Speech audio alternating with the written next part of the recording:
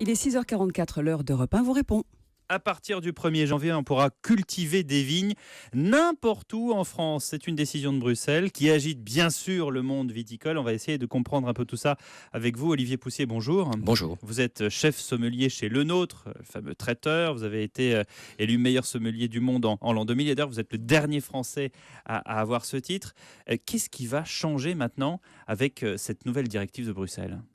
On a tendance à dire qu'effectivement, l'évolution du vignoble français, qu'on va pouvoir planter de la vigne partout, mais bon, climatiquement et géographiquement parlant, il y a quand même des régions limitées. On n'est pas près de voir du vin en Normandie, en Nord-Picardie. Des vignes sur un parking, des vignes sur une plage, voilà. tout ça, c'est du fantasme. Non, cette augmentation du vignoble de 1% qui correspond à 8000 hectares, bien sûr... Alors, on rappelle quand même. 1% chaque année, donc dès l'an prochain, 8000 hectares supplémentaires de vignes n'importe où en France.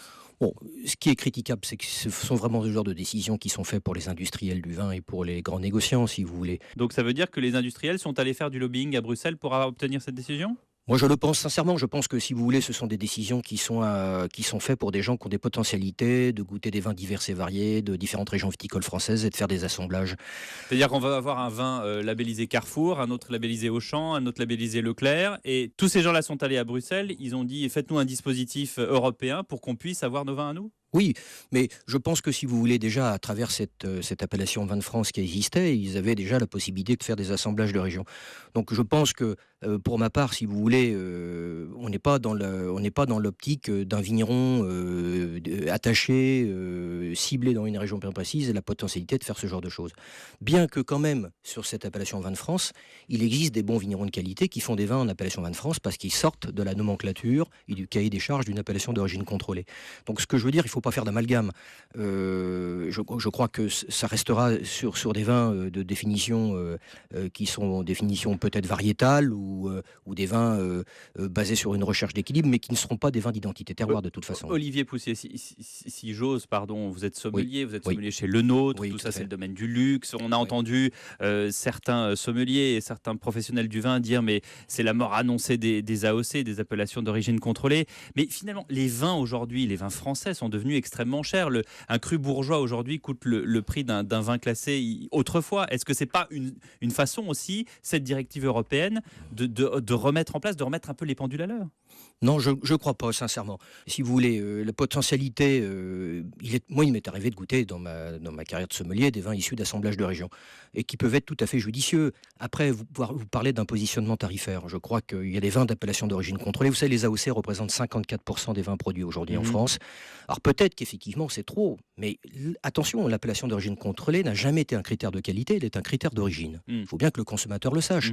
À travers ces appellations d'origine contrôlée, il y a des caractères historiques, il y a des appellations effectivement qui sont vraiment implantées comme étant des références de qualité, et des appellations qui ont été greffées à la fin du système pour rentrer dans le contexte de la Communauté européenne, si vous voulez. Mais à partir de là, j'estime que quand même, un vin d'AOC, il y a un certain laxisme qui existe au niveau des AOC, pas sur le système, pas sur les fondamentaux de l'AOC, qui est plutôt noble et qui est plutôt respectable, qui est plutôt dans la labellisation. C'est-à-dire que il y a trop de vins qui sont labellisés en AOC et qui on labellise un peu n'importe quoi.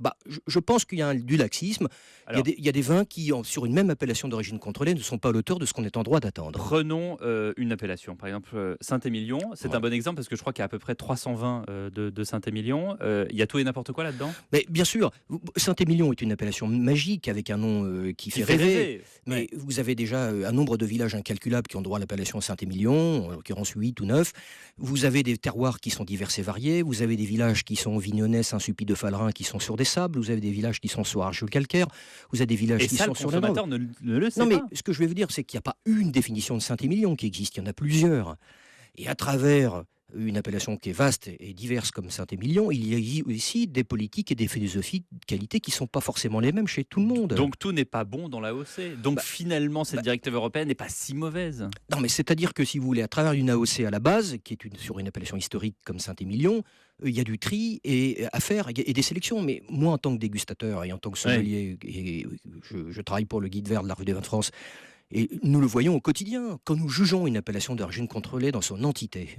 Vous avez, à travers la dégustation, une lecture qui est simple. Vous avez une masse de vins qui sont non représentatifs en termes de qualité de concentration de cette appellation. Vous avez des très bons vins qui sont dignes de cette appellation et vous avez des vins d'excellence qui sont des excellents flambeaux pour une appellation. Donc, et ça, c'est valable pour n'importe quel type d'appellation. Il y a des vins qui sont à la terre d'une même appellation qui sont de différents niveaux. Si je vous entends, en fait, Olivier Poussier, on va devoir être encore plus vigilant maintenant avec ces nouvelles appellations. Mais comme on l'a toujours été, on est vigilant pour les AOC, comme je vous l'ai dit, hein, c'est un critère d'origine et pas forcément de qualité, et on le sera encore avec ces vins qui vont de SIG. Une dernière question, c'est le réveillon. Une bouteille à nous recommander, allez, à moins de 20 euros. Pour le réveillon, si j'ai une bouteille à vous recommander, c'est le Nouvel An, se faire plaisir avec une bulle. Je pense que Un champagne. l'aspect festif. Et là, Un champagne ou un autre champagne, chose un champagne, Parce et qu'il y a des mousseux, etc. oui, bien sûr, mais il y Crémant. a des vins issus de méthodes champenoises qui sont tout à fait intéressants. Mais là, vraiment un champagne, ce grand terroir de Champagne. Et j'oserais vous dire que la révolution culturelle en Champagne fait qu'aujourd'hui, depuis une quinzaine d'années, les vignerons indépendants et ceux qui ont la chance d'être placés sur des grands terroirs issus de terroirs grand cru, et donc je vous conseillerais effectivement un champagne grand cru, les cuvées de blanc, donc pur chardonnay, du terroir issu de terroirs différents. Bon, le vigneron est installé sur Mélisée-Roger, il s'appelle Peters. Et ça, à l'achat chez le vigneron, à 21,90 €, avoir un champagne grand cru de noble terroir à ces prix-là, c'est une affaire. Merci Olivier Poussier, chef sommelier chez Le Nôtre, et donc le blanc de chez Pierre Peters pour le réveillon.